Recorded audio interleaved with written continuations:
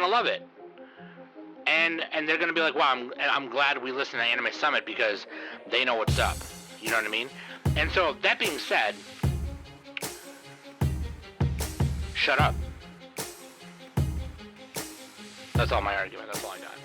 I don't have anything else.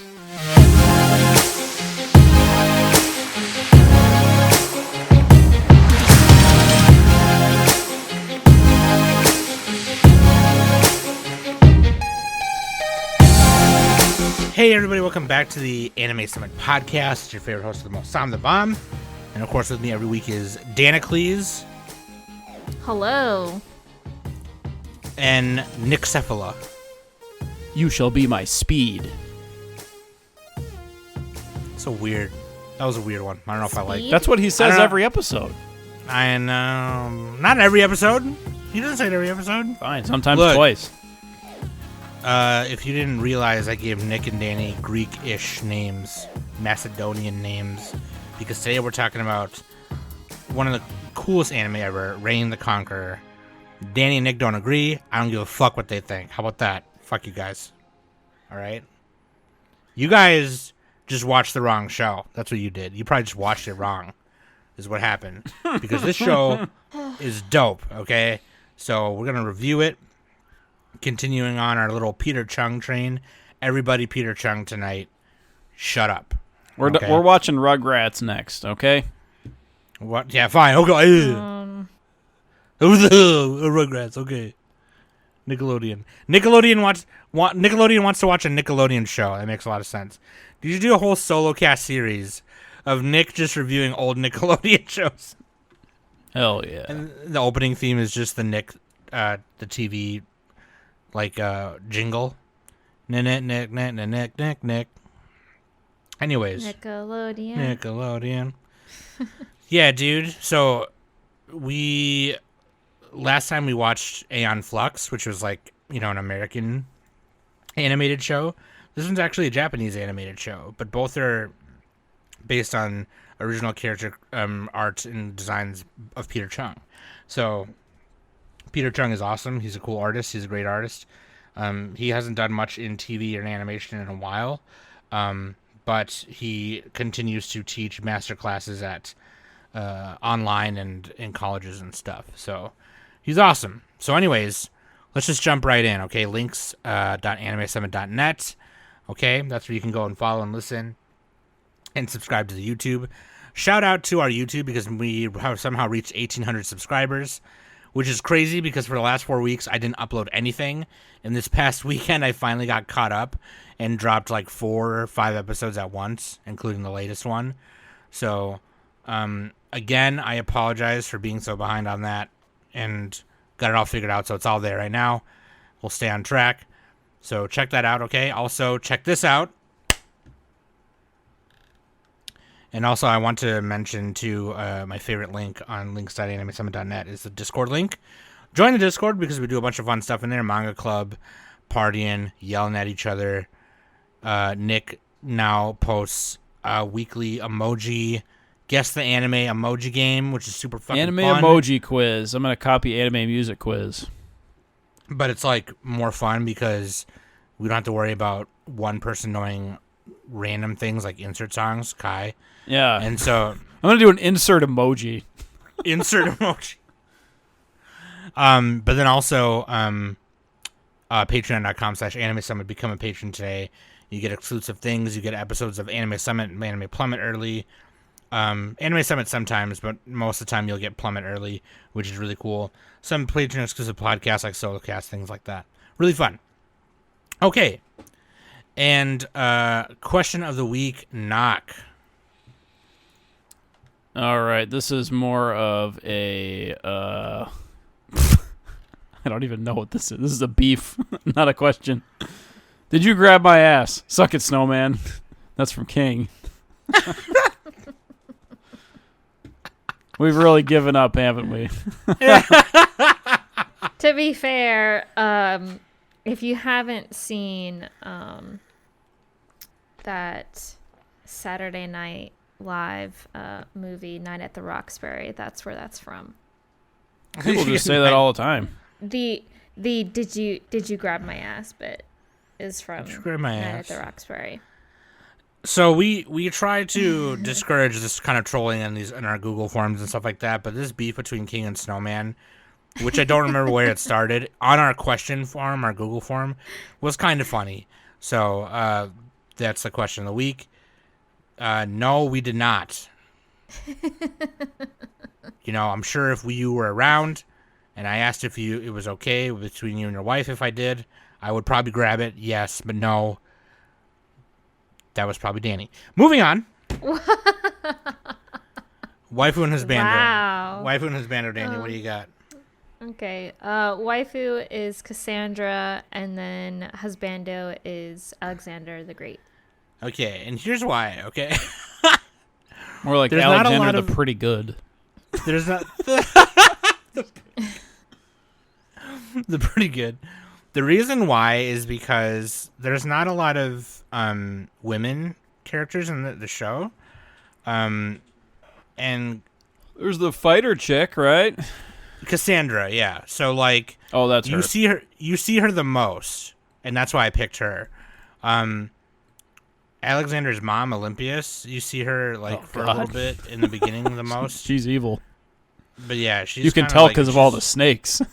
she's got too much going on with the snake orgies, so I just was like, so I don't know. Cassandra's really cool. So, and she's also the daughter of I forget his name already. One of the fucking Oh god, I'm so bad on these connections. If you're talking about Aristotle, Did all of these people Cassandra's- live in the same time period or not? Aristotle is Cassandra's uncle. I should know this. not daughter, uncle. Yeah. Did these people live in the same time period? I feel like they pulled them from different times. No. I'm pretty sure they did. Okay, well, God, don't quote us on that. Don't quote us on that. But so here's speaking of which, let's just get into it, right? Let's get into it. But yeah, no, Aristotle did tutor Alexander the Great. So, let me just dive right in here and give you the basic background info. Then we'll get into some initial thoughts. We'll go in order operations here, and we'll be good to go. So, this is from 1999. Reign the Conqueror. Okay. Studio Madhouse. In the middle of the street. Madhouse. In the middle of the... and co-directed by Yoshi... So this is co-directed by Yoshinori Kanamori and Rintaro. Okay. I was looking this up yesterday, and Yoshinori Kanamori hasn't done too much directing. I think, like, if you look at his resume, right, it's a lot of stuff that he did direct, like, in the 90s and the early 2000s. But later, it just seems like he's, like, if you look at his later stuff, he's, like, really content with just doing key animation, and he did key animation on One Punch Man, No Game, No Life, and The God of High School. Pretty cool. But he did a lot of key animation in Chihaya no Fina, and it's Chihaya Furu, sorry. And he was a chief animation director for episode 7 of Chihaya no Fina. So pretty cool. And then Rintaro, which I can't find. He's not on Mal. It's not listed on Mal because Mal sucks. Oh, he's on there. He's the first one. No, he's not. I'm looking right at him. I'm looking right. Rintaro, he's the first guy. Oh, it's right there, second one. Oh, he's also a producer. He does a lot of boarding, which is really cool. He was also director of Lupin 8. Metropolis. Bunch of stuff from the 70s. There's a couple things from the 70s here. Oh, he did. These guys have been around. Neo Tokyo. I watched that one. Neo Tokyo? I don't remember that one. Do I? I don't remember. I should watch it. Oh, dude, he did Moomin. Moomin, dude. And then he also storyboarded the OP for Tenjo Tenge, which is one of my most favorite OPs. I love it. It's super cool. But anyways, then animation director is Yuzu Sato, art director by Minoru Nishida, based on the original character design and art by Peter Chung. Based on the light novel Alexander Senki, Arukusanda Senki, Alexander War Chronicle, or the Chronicles of Alexander the Great. In Europe, in Japan, the show is just called Alexander Sankey. In Europe, it was just called Alexander the Great. Here in America, it was called Reign the Conqueror. I have no idea why. I could not find that answer. It just was. Here is the synopsis. In 356 BC, so before Chutney, Alexander the Great arrives in Greece with the ominous destiny that he will become the destroyer of the world, the Devil King. Inheriting the crown, he becomes king of the Macedonians and starts down a road of conquest with terrific speed. Alexander ultimately confronts his fated nemesis Darius III in a war with Persia, continuing on the path to destroying the world. It is prophesized that he is the Devil King and will destroy the world. So, this is 13 episodes. By the way, I forgot to put that on there, but it's 13 episodes. Initial thoughts, Danny and Nick, what do you think? Yeah, it was okay. But Danny, you go first. I mean, for Aeon Flux, I wasn't there because it just wasn't my jam. Again, this isn't my kind of show. This is the opposite of a Danny show. It's This Okay, is so so both of far you from a guys- Danny show. So both of you guys are wrong, and I'll do the rest of the podcast by myself. All right. So you guys just This is look. get off. I'm Get gonna away! retroactively. I think I I guess gave. my job's done here. Yeah, now. I gave Ian Flux like a 7. I'm putting that one down to like a 5 or a 6 because I'm thinking about it. Dude. I didn't actually enjoy it that much. I don't care That if they last got episode like was so good. cool philosophy and shit. You are such a. I don't give a You were fuck a about fucker. philosophy. Okay, give me Fuck bread and you, circuses. dude. Bread and circuses. Turn off my brain. Putting on a Disney movie. Okay. Putting on a Disney movie. I was reading the IMDb reviews. One of them is they're all from like early 2000s. One of them's like, finally, friendly advice to self-proclaimed literal things are only as they are. I watch movie just to relax and not use my brain, people. Respect your well-known limits and rent something straightforward. A Disney movie, maybe. For a relaxing evening of brain vacation. You deserve it. Oh, God. man. 2004. Good job, Bill Chiu. All right. But yeah. Come on, dude. You know, I appreciate the art style. It's, the art style's cool. Actually, the voice acting was good. They had the guy who played Jet from Cowboy Bebop in there, and everybody else. Honestly, I think the voice acting in these shows is usually better than modern voice acting. Wait, did you watch the dub or the? I watched the dub because there's a YouTube playlist of it. Okay, so we all watched the dub. I With think. this Yeah. Media Factory. I think Media Factory is the dub. There were some issues with the dub, but we'll come back to that later. But yeah, Or like translations or something. I'm just saying the performances. No.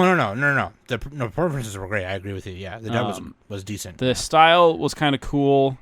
They did do the thing where they kind of skipped around with the action, where they kind of like cut to like them slicing somebody. They didn't actually animate it fully some of the time, which not that big of a deal, but you'd like to see it in this kind of fighting show. But yeah, like, it's just like it's one of those shows that's it has like it's kind of like it's like a Diet Coke discount Mr. Pibb Legend of the Galactic Heroes. Oh man, We have Legend of the Galactic Heroes at home. dude, you don't know what you're talking. Legend of the Galactic Heroes sucks. Yeah. Oh man. This is like, dude, if you want a show with like stoic, principled, philosophical characters fighting battles, just go watch Legend of the Galactic Heroes. Don't watch this. No, I'm Legend of the sorry. Galactic Heroes sucks. This is way better. Your Legend of the Galactic. Because all this is Alexander saying, I need speed. I need speed, which is kind of cool, actually. I kind of like that line. But and then they go into battle, and, this show does the thing with, like, Gankutsuo, where they add in, like, futuristic technologies into, like, a past setting, which is kind of cool. I like that. But they do that. So, yeah, it's Alexander the Great. He's trying to conquer the world, right? He's doing his thing. But yeah, that's what it is. It's Alexander. He's very stoic. He has like almost no emotion. And then there's a whole bunch of philosophers around him. There's Aristotle, Diogenes. I can't pronounce that. Diogenes. Diogenes. What the fuck did I say? Diogenes, who they made into like this little teeny tiny like dude, like acted like a dog. But yeah, you know, it was like crazy shit. It's like It's basically is Aeon Flux, but with like a historical bend to it. It's almost the same thing. So wait, Danny, were you finished? You were right with your initial thoughts or no? The last thing I could probably say is, I guess, in the early 2000s when, you know, Adult Swim was really popular, and that's kind of where majority of us consumed our anime and stuff. And this would come on late at night, and yes, I mean, back then I thought it was pretty cool, but it didn't really grab me too much.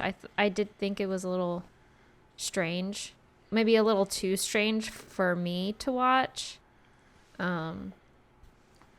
So yeah, I don't know. It's definitely better than Aeon Flux, at least for me. Like I managed to get through the whole show. But I personally, I think I would much rather have, I guess, more of a traditional, a little bit more faithful to like history show of Alexander the Great than like this very futuristic them wearing thongs kind of deal. So didn't they wear similar stuff back in the day? I forgot that Danny's kind of a history nerd. She's be watching them documentaries. Didn't they just walk around naked? I mean, no, like they wore. I mean, at war, they had armor. The stuff that Alexander was wearing, barely covered. Number one, he didn't even wear a helmet. He doesn't have any padding on his legs. Yeah, well, he has the hot chick armor, except he's a dude. Literally, it's like D&D you know what? armor. You are absolutely right. Yeah, like in video that's games, what I'm saying. you know, there's Video the game hot armor. chick, and that's her armor. Like that is going to She got like her boobies buff bouncing her. around. He's got his boobies. His belly button bouncing around. Yeah, I don't think I really appreciated the overall, I guess, outfits for the characters. I think it was just, in my opinion, it was just over sexualizing the characters and all that. So. Oh, come on! I don't think that. I'm sorry. I disagree with that complaint, but I didn't my care. main complaint above everything is that the characters were just not likable, really, any of them.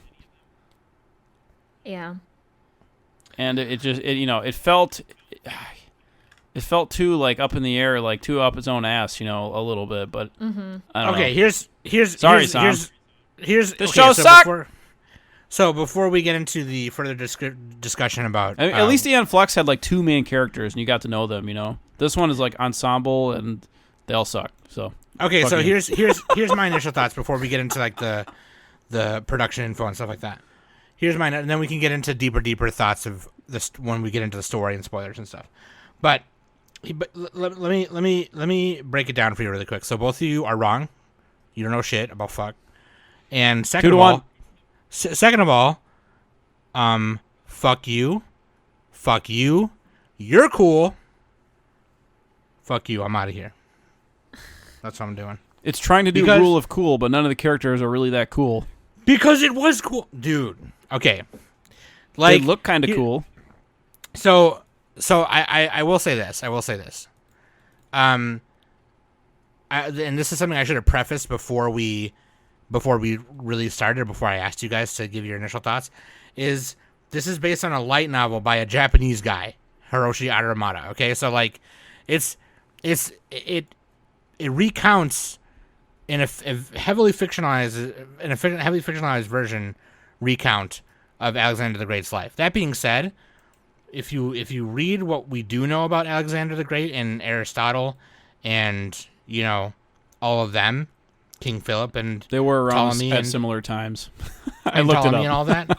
Yeah, no, of course they were, because this is For some reason, I thought they plucked him out of different time periods. No, because this is a recount of Alexander's short life. Okay, his career as a king, prince and a king, whatever. Okay, so the what we do have, right, as it gets passed down from historian to historian to historian.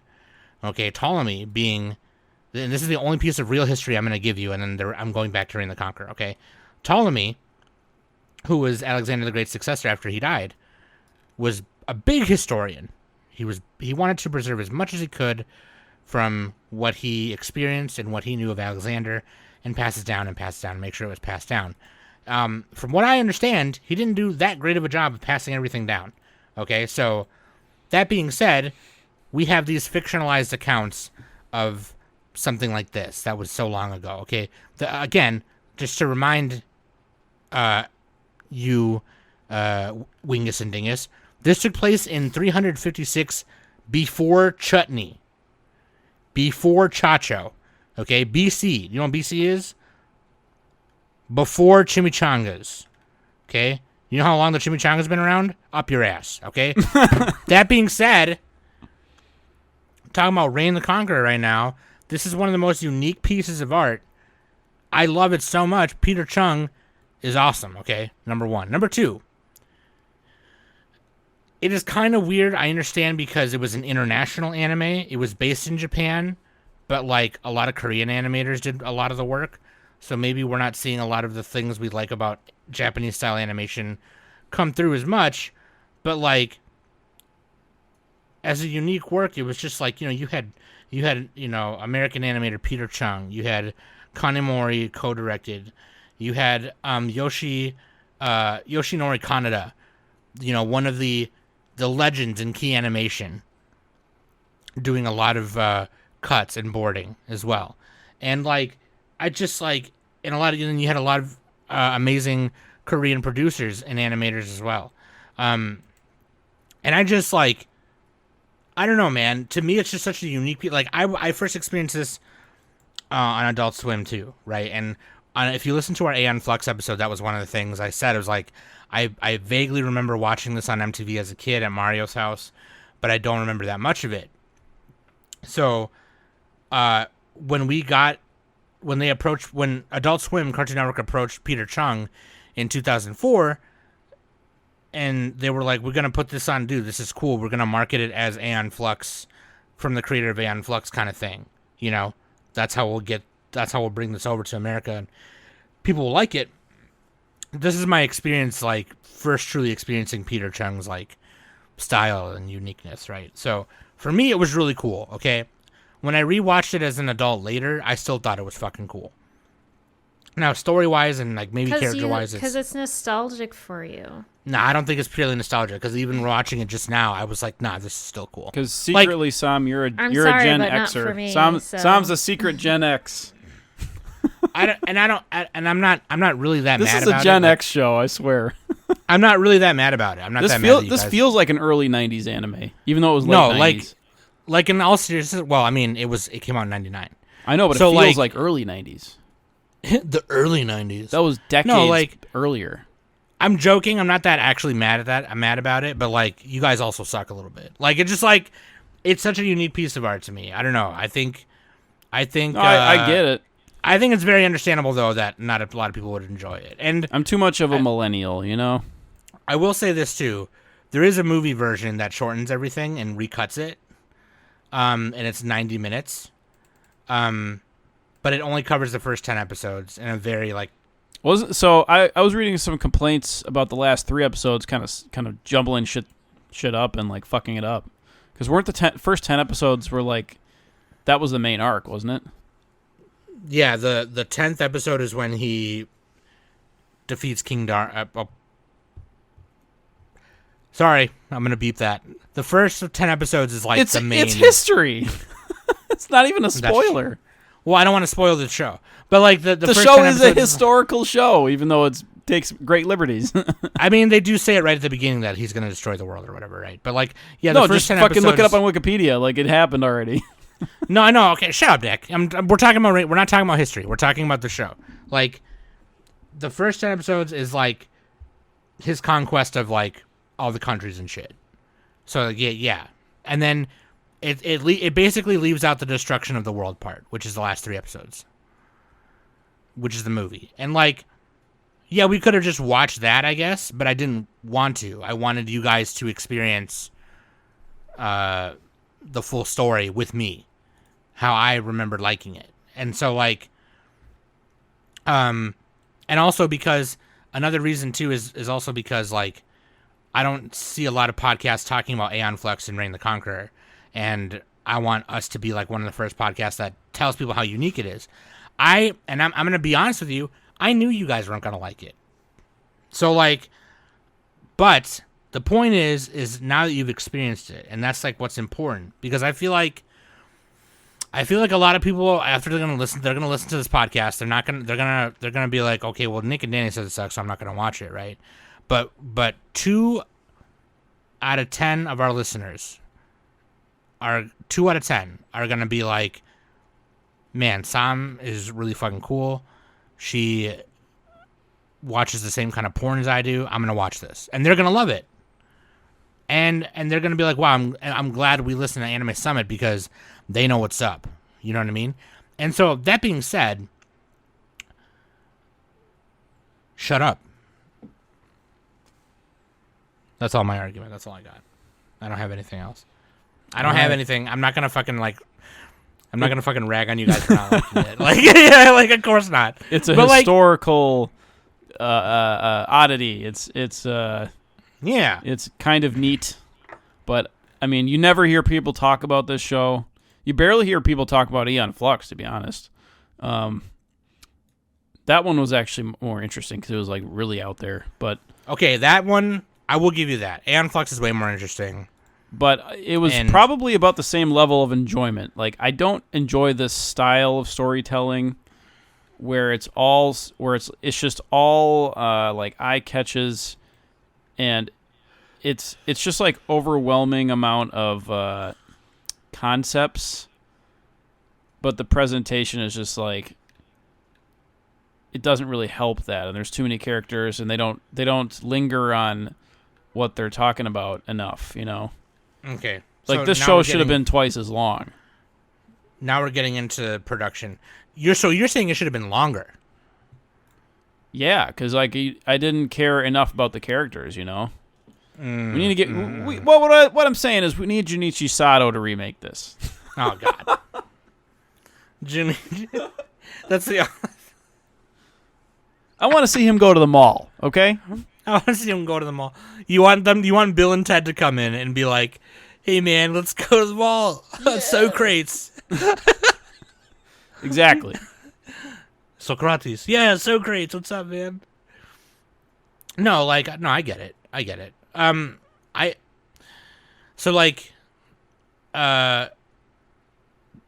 It was written by Sadayuki Murai and directed by Kanamori Nintaro. Most of production work was handled by Korean animators. The attempted American distribution was under the direction of veteran voice director Jack Fletcher, but then it was picked up by Tokyo Pop for its 2003-2004 release as Reign the Conqueror on Adult Swim. And so another dub was created. So, like, the voices change in the dub, if you're watching the dub. The voices change a few times. And a lot of the voice actors went under pseudonyms for the second like wave of voice actors. They went under pseudonyms, or not pen names, but voice names, right? They didn't use their real names. I'm not sure why that was. They didn't say. I couldn't find out why. The only person who like returned were the people who played Clytus and Hephaestion. And then he still went under a pseudonym. But Alexander's voice originally I thought was better. And also Aristotle was actually Trevor Goodchild's voice an Aeon Flux, so I was kind of excited to hear him. But also Tara Strong was Roxanne originally, which is awesome because Tara Strong is awesome. Tara Strong, if you're listening to this, I love you. I want you to marry me. Please join our comments on our podcast. Okay, thank you. That being said, I can agree with that. I was gonna originally say maybe it could have been shorter. Maybe the movie's better, right? Because the movie's a solid 90 minutes, and maybe that's all that matters. You probably could have made it a movie too. It needed to be more focused, either more focused or longer. Yeah, that I can agree with, because there were some middle episodes that were like, okay, we don't really need this part. It kind of doesn't do anything. Like, it doesn't build anything. And it's funny, like everywhere I look, the scores are like really low. On my anime list, it's like a 5 point something. On Anime News Network, the largest bar is the bottom one, the red bar. God, come on. And then Annie list, it's pretty low. That is what I'm trying to like fight against. It's like, it's not, you guys. You don't need to poop on me. Yeah, a lot Cheerios. A lot of red. I will say this. There's a 2008 review from somebody who said, don't recommend, 2 out of 10. And one of the first things he said is, I can't help but notice the show's art style. It's not very Japanese at all. And it's reminiscent of somewhat of Aeon Flux, which is weird. I haven't been able to tolerate it. Yeah, because it's Peter Chung, you dumb motherfucker. Yeah, God. yeah. Just read a book. Read a book for once. Holy crap. Anyway.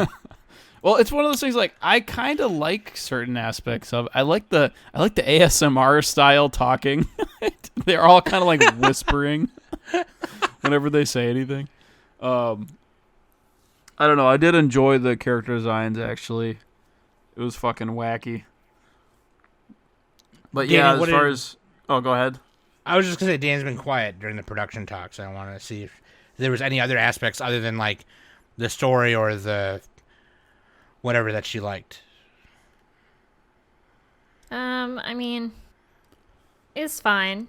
Oh my God.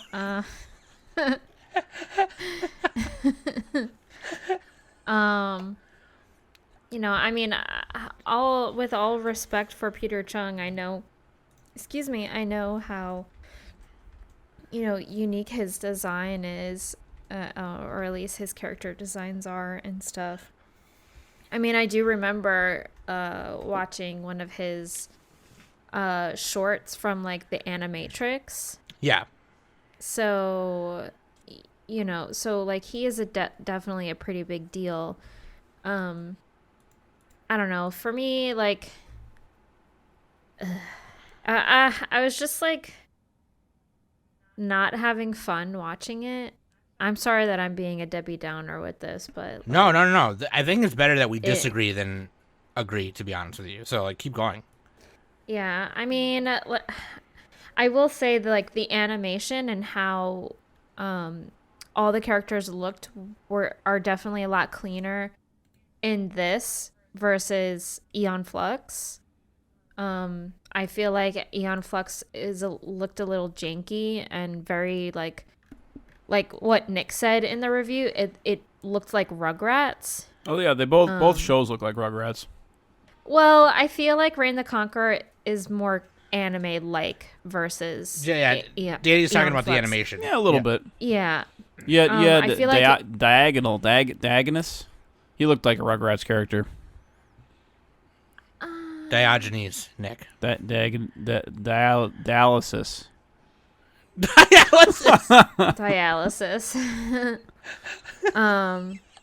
Yeah, I mean, it's...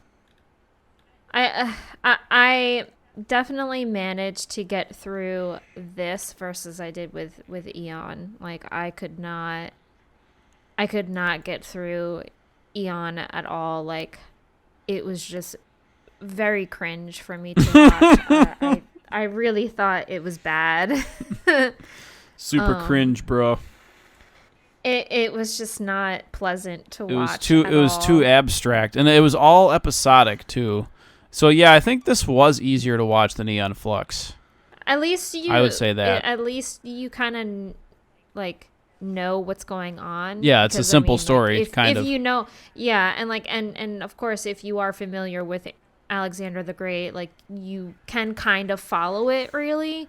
It almost kind of reminds me how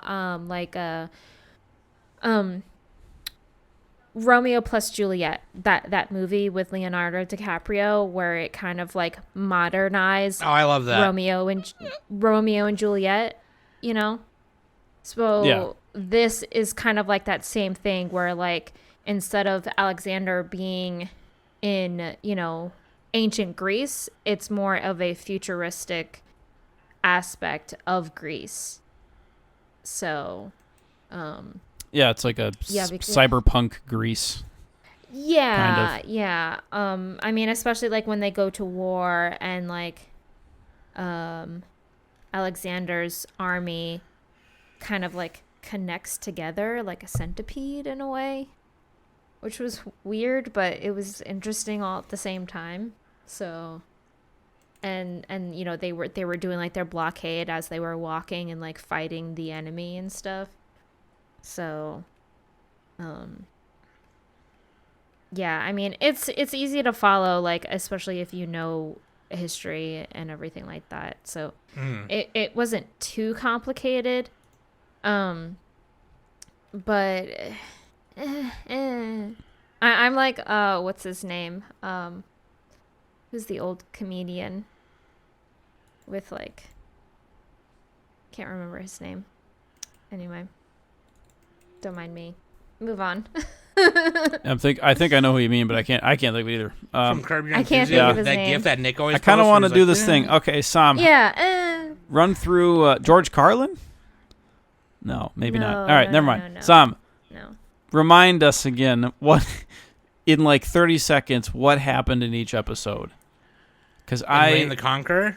this is like a fever dream to me. Okay, so right here, Nick makes me summarize the whole thing in about the next 5 minutes. So if you don't want to hear this, skip ahead 5.5 minutes, all right? What are you going to do? So, the first episode... it just Real quick, introduces like him 2 and the sentences per characters. episode. Okay, first episode, he just introduces the characters. Second episode, you figure out that Olympias and... she wants to assassinate King Philip, Alexander's father. And then the third episode, some shit starts kind of blowing up. And actually, at the end of the first episode, too, they take over Thebes. He fucking tames a fucking cannibalistic horse, and that becomes That's his right. horse. Yeah. He had Yeah. the crazy horse. Yeah, and that's part of him to gain speed. Then then King Philip gets assassinated after claiming to be a god, and then Olympias is like, "No, my son Alexander's the god. Fuck you. Fuck your mother." Okay. So then, people of Macedonia and Greece don't think that Alexander's up to the pacho. So then they're like, we're gonna go to Persia. Okay. They recruit. They talk to Diogenes because Alexander's like, I'm supposed to destroy the world. Am I going to do that? And Diogenes is like, yeah, but if you destroy the world, you can also create a new one. So like, what are you mad for? What the fuck's your problem? And Alex is like, all right.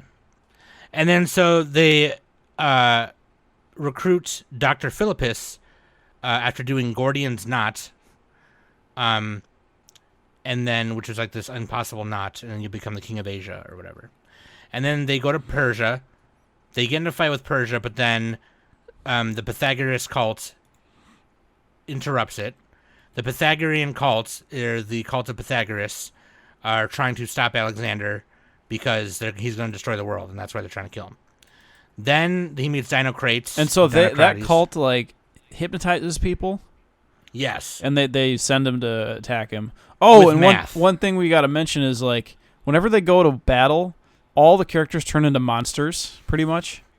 Yeah, it's cool. It looks kind of cool. dope. It's almost like Howl's Moving Castle style monsters. Yeah. Yeah. But yeah, and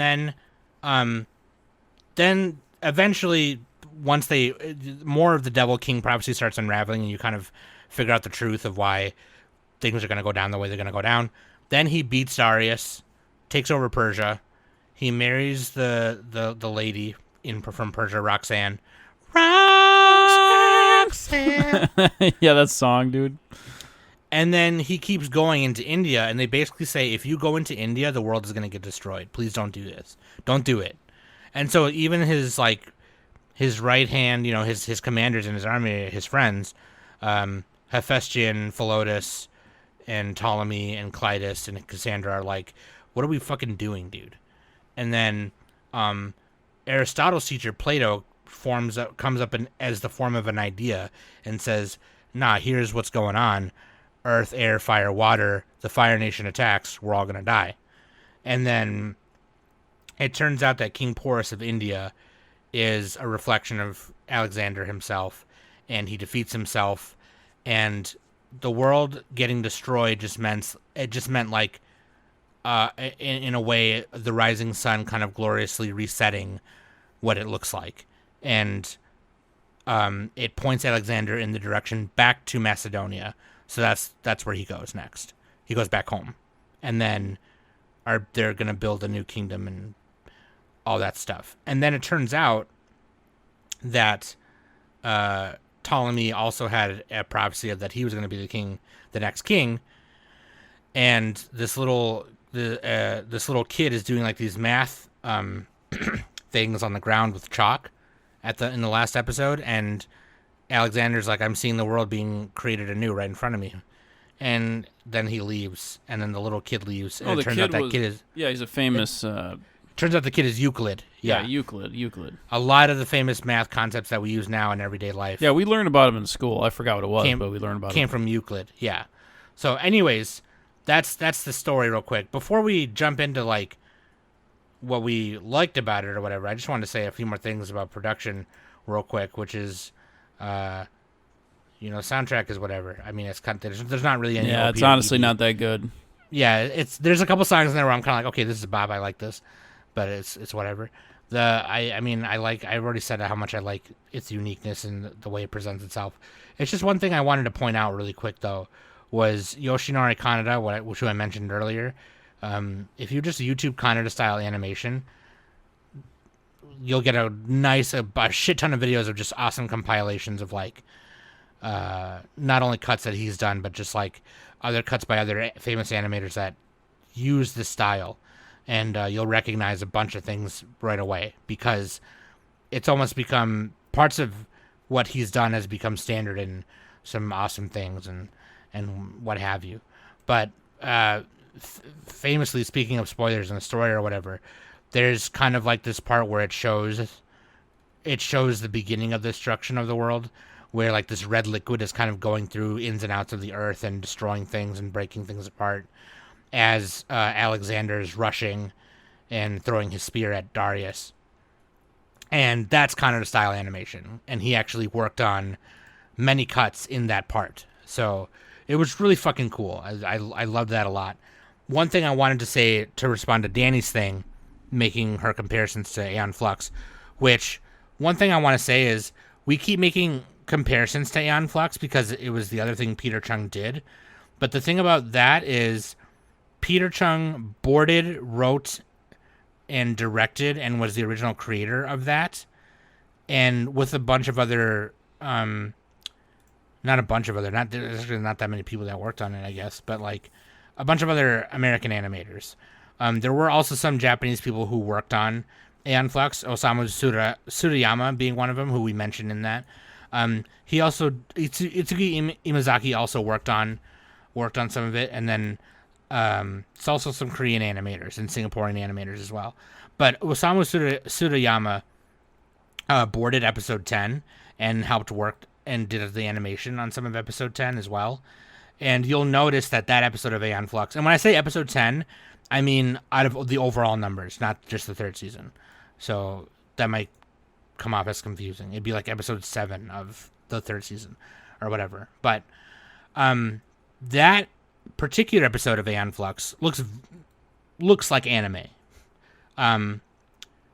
Whereas the rest of it kind of just looks like the weird kind of classic Kuspo style that Rugrats may have had, the early seasons of Rugrats may have had. You can tell the difference between American style animation and anime, right? So this, for me, Reign the Conqueror, seeing Peter Chung's art style being animated by Asian animators, Korean and Japanese, this is more anime, like Danny said, than Aeon Flux was. And Aeon Flux wasn't really an anime, but if I had to cite one episode of Aeon Flux that looks like anime, it would be that episode. And so it kind of is just like, that's why we keep making comparisons to it. My favorite thing in Aeon Flux is still Bombara. I don't know why. It's because when we did that review, Nick was like, "Piss off," and it just made me laugh. And fucking did it. Piss off. Oh God, yeah, I remember that. My name is Bombara. That's how every Australian is, by the way. Yeah. Everyone. Anyway, so yeah, the story of Reign the Conqueror, that was basically my quick 2-3 minute breakdown of it. So. Oh, that's good. I needed that refresher because I binged it. Danny, that being said, I know you're a historical nerd, but I want to say, that the actual history aside, right? There's still a lot of callbacks to like actual history, so everything that was significant was in this. So that's why I'm kind of. Oh yeah, I mean I know that, like, it is a piece of fiction and it's not going to be like. Oh, okay, so you're talking about just purely just like the way it looked? Yeah, like I think I probably would have liked it a little bit more kind of close to more realism versus like fucking Alexander wearing a Speedo throughout the whole entire thing. I probably would have taken him a little bit more seriously if he was wearing pants. So. He was wearing pants.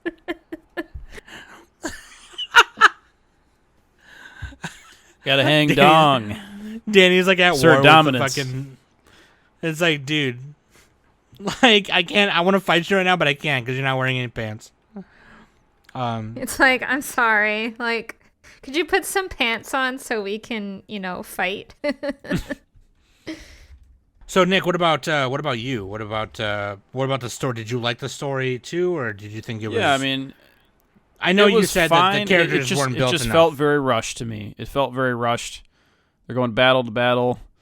I didn't really get a sense of what I want to see in a battle is I want to see like a map or a like an overhead view of it. You know what I mean? I want to see like the tactics of the battle, and then also get down into the nitty gritty. Obviously, they can't do that with this, but not easily. And I want to have a sense of like location, like where everything is. Like they didn't do a good enough job like showing his pathway on the map, like Indiana Jones style, where like they show where like the plane's flying or whatever. I like seeing that stuff. I like maps. I like maps in movies and stuff. So, but yeah, like it felt like a fever dream. This whole show is a fever dream. Because there's like a lot of details that just aren't there. Like the enemies all turn into monsters. Everything is just like way over the top. And then it like hyper focuses on the philosophers, like whispering words and like like echoing their philosophies and stuff. And it's kind of cool, but it's also just it's not grounded enough. Like Danny was saying, it needs to be a little more grounded to me. But it was interesting. Definitely not something you normally watch. So that's what I thought. Okay, so and I'll tell you this. I'm a sucker for like that emo philosophizing Philosophizer. shit. No, some sort of philosophizer. Fucking Dodgeball, dude. You know what I realized, by the way? A side note. The character that Ben Stiller plays in Dodgeball is the same character he plays in Heavyweights, just not as insane. Anyway. Hell yeah. Well, because in Heavyweights, it's a kid's movie, not an adult movie. Dude, in Heavyweights, he's like, but his character's fucking insane, dude. He's crazy. Oh yeah, yeah. Get on the scale. All right, get out. Attention, campers! Lunch has been canceled due to lack of hustle. Yeah, fucking love that line. We'll do a review on Heavyweights because it's actually a positive like body kind of movie, which I like. Anyway. Which is weird because it was in the 90s. Anyways, I know. Yeah, No, I was gonna say like in the 90s, you know. Right. But yeah, so I'm a sucker for that philosophizer shit. Okay. Now that being said, I'm not one of those like bitches who's like lives their life that way. Obviously, like I don't live my life going up to people and going like, yeah, well, I believe it was Socrates that said, "One shall poop, one shall pee." Whatever. I don't do that shit. Okay, like I'm just like a normal bitch. Okay, I wear all black. I like collecting knives while doing my makeup. I watch a lot of porn. I jack off a lot. You know what I mean? Like I'm just a normal person. Okay, like I don't do. I think I went through a phase where I tried to be cool like that. I tried to be all like, well, Aristotle prophesized that Nick would have to go to the bathroom once in the morning and twice at night. You know what I mean? Like, I don't do that. That being said, I am still a sucker for like that kind of thing, that kind of like enigmatic like thought. Like I like being able to like watch or read or consume some kind of piece of art or entertainment media and going back and reading like, oh, what was all that about? You know what I mean? It's one of the reasons why I love Evangelion so much, which Evangelion did it 10 times better, of course. But like that being said, I think more for me it was like in terms of the story, and I know I kind of just spat through it real quick because Nick wanted me to, so I won't repeat everything. But No, I like that. I in reviews, I like a brief synopsis. Yeah, we don't have to summarize the whole fucking thing. Yeah, no, but like, I'm with you on that. So I forgot to say spoiler alert, so I'll make sure I interject with that when you listen to it. But in terms of the story, I was gonna come in here and say that it could have been shorter. That maybe it didn't need to have. There were some things in the middle that were kind of like, yeah, they could have either chopped a lot out, or doubled or tripled it. And that's so weird because like I never thought about that until Nick said it, right? I never thought about it like, oh, what if it was longer, where you could have had more of this, more of that, maybe more battle scenes, maybe more scenes where Olympius and Alexander are having visions of just crazy Peter Chung type looking shit, postmodern shit, whatever. Which is really interesting because now I get to think about that, right? But like, also, that was also another thing too. Is like I wonder if maybe they did want to do more and they didn't, because one of the things that I forgot to mention in the production section is one of the production issues that they had, and I don't know if it was really because they had an issue or they just didn't want to do it or what the reason was. But when they did do a battle scene or a war scene, a lot of cuts were reused. A ton. So much to the point where you like notice it pretty heavily. And so like, there's a cut where Ptolemy's slicing through and he's making this face like, fuck you, and like, that was reused often, like, with Alexander riding forward with the army behind him, that was reused a lot. There was, a scene where Clytus is turning around with his horse and spearing somebody. That was reused a lot. And what they would do is if like the battle took place at night, they would just recolor it or put a filter over it. You know what I mean? So like it was the same cut, just with a night filter over it. And so that was kind of an issue I had, obviously. And I was like, well, if they were just going to do that, then why not just why make this shorter and only put the important parts, you know what I mean? And spend more time doing more fight stuff, And obviously, if something unique happened in that battle, it would be a different animation. But I did really like one scene that I did really like in terms of like the fight scenes was when he did kill Darius. So one thing about the design of Reign the Conqueror is like what I think Nick mentioned it earlier. How they have like futuristic mechanical stuff in something that was supposed to take place in 356 BC.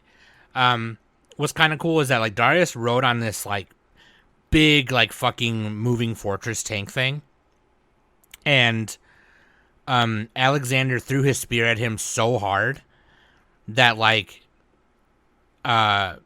he got pinned to the door of the tank thing right behind him, and it made the whole fortress thing do like a wheelie, like pop a wheelie like backwards, you know. That was kind of badass. I kind of wish it flipped over. That would have been sick. But and I also what I mentioned earlier, the Kaneda style, the Kaneda Glaciary Kaneda cut at the end when they were at the end, which is like another cut they reused in a part before that too. But like with like of the red liquid going through everything, you know, it's showing the destruction of the world. It shows the Sphinx in Egypt and the pyramids getting broken apart and all this kind of stuff. And the liquid coming out, piercing the sky, it almost like beams, like fucking serpents just coming out. And I don't know, man. It was really cool. It was super dope. But like, in terms of the actual like destroying the world part, didn't make a lot of sense. I know Nick kind of mentioned earlier like that it was the last 3 episodes were kind of jumbled. And they might have been a little bit. And I kind of wish maybe if it was even just 2 episodes longer, and the fight with, you know, King Porus or like Alexander's reflection of himself could have been like a really cool fight that they could have like taken the time to animate and drug out a little longer, and they didn't, you know. So I can agree with that. I can agree with that for sure. But yeah. Other than that, I think we can move on to final thoughts. I think because I pretty much gave my. I pretty much when I popped off again. Sorry, filibuster. Did you guys have any other thoughts? I know Danny doesn't have too much to say, or Nick doesn't have too much to say after they've said everything pretty much. But do you want to move on to final thoughts and score, and then, you know, then we can rate how Honey Bear did today. I don't know what time is it. Oh, okay. I mean, this was definitely more of a Psalm episode for sure. I was hoping you'd carry it. So yeah, okay, yeah. I mean, I pretty much gave most of my final thoughts earlier. It's a very stylized, loosely historically based show by Peter Chung. And actually, I was reading up on it just now. He was influenced a little bit by Ralph Bakshi and Frank Frazetta. That's what he said in an interview. I posted this interview from this magazine, Anime Insider magazine. Yeah, he's done a number of them. I'm reading one from Animation World. Animation World. But yeah, I'm learning a little because Ralph Bakshi did the Lord of the Rings movie and Fire and Ice and a bunch of other stuff. And then Frank Frazetta, he just did a whole bunch of like crazy comics and like art album covers and stuff like that. So he's one of the godfathers of fantasy art. But yeah, that's kind of cool. And you can kind of see a little bit of that in this, where it's like the style of Reign the Conqueror is kind of like I'm not going to be very good at describing it. It's like badass, but also super weird. Mm-hmm. They don't play it safe, which I kind of like. Yeah. But I like it. The main flaw, again, was that the characters just felt underexplored, I guess, and underhumanized, most of them. They were kind of like caricatures, a lot of them. Yeah. Not enough time on them. So that's also the didn't main say what thing happened for to me. Olympius at the end of it too. Yeah, there's just so much going on. They tried to do. I think they tried to do too much in this time span. So they either need to cut some stuff out or lengthen it. But yeah, I've already said that. So yeah. Oh, go ahead. Apparently worked on. I was gonna say they worked on it for 6 or 7 years. Apparently, is what Peter Chung said. He said. Oh, interesting. Yeah, that sounds. In this interview, he was like, How did it feel when you learned Rain was going to be included on Cartoon Network's Adult Swim lineup? Well, that makes sense because it does feel like an early 90s show. Yeah. And then he said, I'm very pleased. When I worked on Rain 6 or 7 years ago. Sorry, my bad. That doesn't make... Okay, sorry. I read that wrong. He said when I worked on it 6 or 7 years ago from this interview. It wouldn't have been possible on American TV. But this interview is from 2003. So 6 or 7 years ago. So a couple, 2-3 year lead up or whatever. And he probably made the concept earlier in the 90s. Yeah. So, yeah. So he worked on it in 95, 96, and it came out in 99. So yeah. Anyways, in Japan. And then he said, I think this is a sign of how far the U.S. market has come in accepting Japanese animation as mainstream programming. Oh, isn't that true? Holy crap, we love anime now over here. And then this interview is really cool. I can post a link to it in the description if you guys want to read it. The interviewer kind of asked some dumb questions in it a little bit, but it's really cool because they just talk about some of the historical figures. And between Rain and Aeon Flux, you have very distinctive style. Whose art made an impression on you when growing up? He said, my dad was in a diplomatic service, so I was introduced to a wide range of things. Osamu Tezuka, Jack Kirby, Andre Franken, and Warner Brothers Animation, and Tiger Mask and Cyborg 009 were, like, big for him. So, like... and then, obviously, what Nick said, which I think is more pertinent to, like, his style, honestly. But, yeah, I can agree with your final thoughts there, for sure. What about you, Danny? I don't really have any final thoughts. Okay, I will insert the sound clip. Danny just gave up. That sucked. That show sucked. I don't know. I mean, Hey, if you don't have any, that's fine. I got nothing. All right, let's get to the ratings here, Sam. We're petering out. Danny's like we're Peter Chunging out. We're Peter Chung out. For me, and I think I have it rated already on my anal list. I think I give it a 7. I think. All right. I'm looking right now. 7 what? You guys, yeah, 7 you guys what? go ahead. 7 what? 7. We're gonna go back to the object rating again. 7 philosophizers out of 10. All right. What do you got, Danny? Are you giving it a what object are you gonna rate it with? What was like the thing they were looking for? They had the big knot. There's a Gordian's knot. The Gordian knot. Platohedron. The Platohedron. Multiple Platohedrons. Mother of God. Oh yeah, I did give it a 7. Oh, you could do snakes. I still say 7. Snakes is another one. Yeah, snake orgies. I'm gonna give it 4 out of snake orgies out of 10.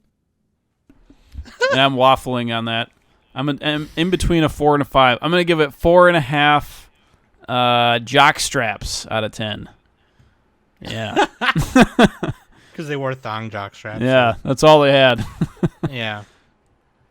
I mean, I personally liked that. I mean, in Aeon Flux, it kind of made more sense, I guess, but I still liked it in here. I mean, the art itself, not counting the animation, but like just the style, I actually think was really good. That's probably the best part of it, for my taste. So the art, I'd give like an 8 or a 9, but the other stuff, I gotta dock it. You gotta dock it. I will say this: seeing Peter Chung's style animated in a Japanese animation style, for me, just is super cool. So, when that one episode of Aeon Flux happened, the one that Osayama did, I was just like, man, why can't they all look like this one? You know what I mean? Like, I mean, we're biased because we're weebs, right? But yeah. No, I love this a lot. I love Rain the Conqueror. I think it's a unique piece of art and very cool. I'm glad that we got to talk about it. That being said, now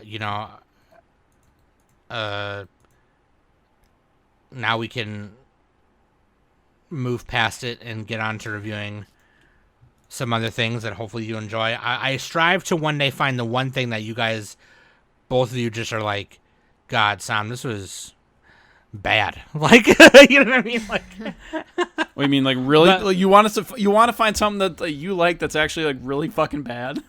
yeah, because we agree I mean on a lot this of was things, kind of you know? close. This one was pretty close, actually. You're right. Close Yeah, I don't enough. know. Like, yeah. You might be right on the end. Why are you trying to make us watch bad shit? What the fuck? Because fuck you. Fuck I'm picking the next like 3. By the way, you guys have been out of control. Out of control. Me? What did I All do? of you. We had to watch Nana. Terrible. I'm just kidding. I That think, was a show swap. I think I gave that one a good score. What the fuck? Get out of here, Nick. Yeah, I was gonna say you liked it. Yeah. What the hell? Yeah. Well, I didn't Bitch. like it. Just kidding. I didn't like it. At least you liked it and you didn't shit on it, because I think I would have hyperventilated if you just shat on one of my favorite shows. Well, what's On that worse, review- me hating it or me saying it's mid? No, dude. I'd much rather you say it's mid than you Oh, hate interesting. it. I'd rather somebody hate it than say it's mid. That's why I don't want to do a review with you on Fruits Basket. Oh yeah. I'm gonna tear a new basket. on that review, on that show swap review we did, I remember Danny, when we started talking about Nana, Danny was like, "Okay, Nick, like, just calm down, okay? Because you're hurt my please like feelings." No, I think it's great that I found one that I kind of loved and you guys didn't. I think it's good that we don't always agree on everything, but also it's kind of nice because then I didn't have to do it by myself. You know what I mean? I would prefer to review and watch things with the two of you. You know what I mean? Speaking but of, we still got to do the Gundam review. The Gundam.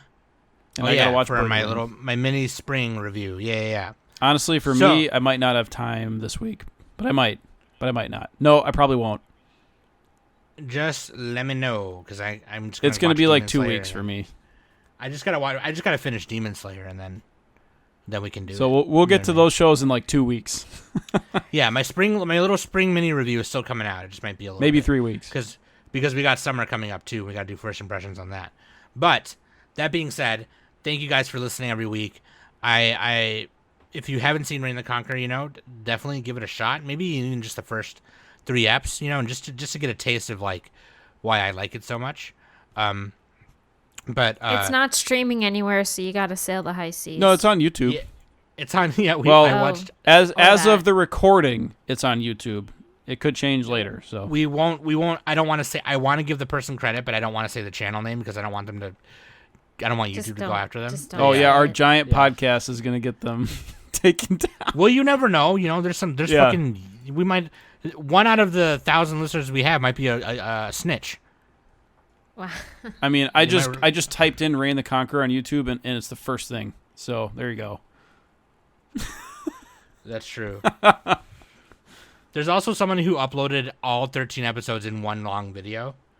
Oh So, hell like, you yeah! can- Where's that? Yeah, I don't know, but it was one of the ones I found, and I was like, hell no.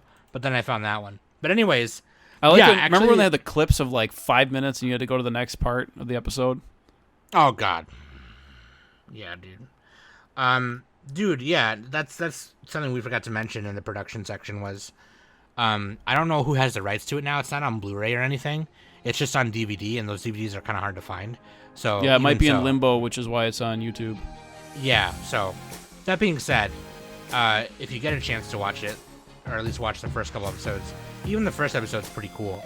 But thanks for listening every week. I love you guys, and thanks for being patient with me and things like that with the YouTube and the other stuff that I'm behind on. I'm catching up on everything now, and kind of feel like I'm. Oh, another thing too. Thank you for everyone who wished me a birthday on Discord and or Twitter or wherever else. I don't know where else people did, but yeah, my birthday was this last weekend, and I didn't really do anything because I told people to leave me alone, and that's what they did. So Hell yeah, that's my kind of birthday. yeah, people are like, the past couple of years, people have been like, what do you want? What do you want to do? I'm like, I want you to leave me the fuck alone. That's what I want. And they're like, oh, okay. So that's what I did. And then me and Trisha just hung out, ate. We got dinner. I tried to grill. I grilled on my birthday. I grilled some chicken and it was delicious. Anyways, that being said, again, thank you for listening every week. I've been Sam Acles, Danacles, and Nicophistus, and this has been the Anime Summit podcast.